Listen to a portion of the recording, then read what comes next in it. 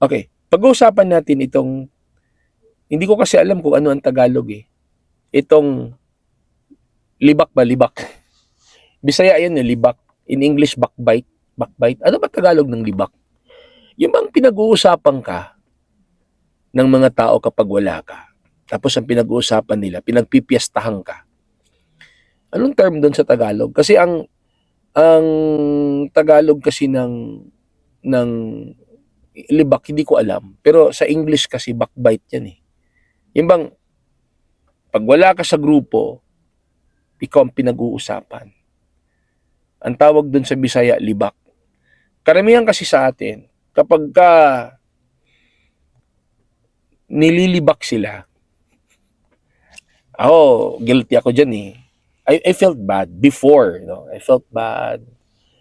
Then I felt the need to defend myself. I felt the urge na kumprontahin yung mga taong alam kong nanlilibak or backbiting me.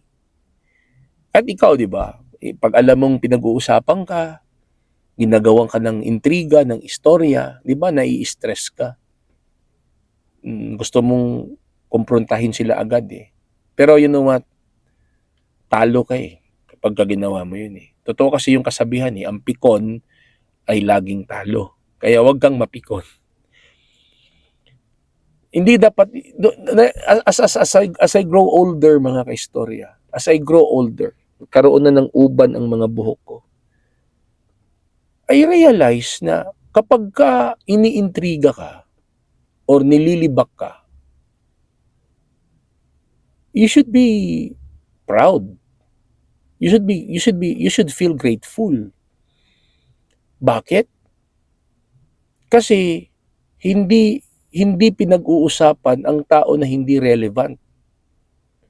Ang tao na hindi sikat, hindi pinag-uusapan yan.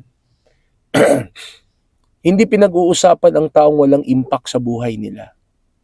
So, ibig sabihin, kapag ka pinag-uusapan ka, may impact ka sa buhay nila. Ibig sabihin, relevant ka na tao. I-simplify ko pa, ibig sabihin, sikat ka. Because they are talking behind your back. So, ibig sabihin, behind lang sila kasi behind eh. They always talk behind your back eh. So, they are always behind you because they are talking behind your back. So, hindi ka dapat may stress. Hindi ka dapat magalit or malungkot. Dapat matuwa ka, mag-enjoy ka. Ibig sabihin, sikat ka. Sino ang commonly iniintriga o pinag-uusapan, pinagpipiyastahan, di ba mga artista? Ibig sabihin, kapag ka ginawa nila sa iyo yun, artista ka. Ito, yung bang mga taong walang impact sa buhay mo, pinag-uusapan mo ba yun? Pinag-uusapan nyo ba yun? Hindi eh. Kaya nga lagi, 'di ba, kaya nga ang lagi yung pinag-uusapan eh. Kapag ka may grupo, 'di ba, pinag-uusapan niyo mga vloggers, mga influencers, mga artista kasi mga sikat 'yun eh, sarap pag-usapan 'yun eh. Pero kung ikaw, pinag-uusapan ka nila, di ka-level mo yung mga artista, ka-level mo yung mga influencers, yung mga celebrities. Kaya wag kang ma-stress kapag ka nililibak ka. Oo. Kapag ka pinag-uusapan ka, if they're talking behind your back, huwag kang ma-stress. You should be proud. You should be grateful. Uy, pinag-uusapan nila ako. Uy, relevant ako. Sikat ako. Kasi pinag-uusapan nila ako.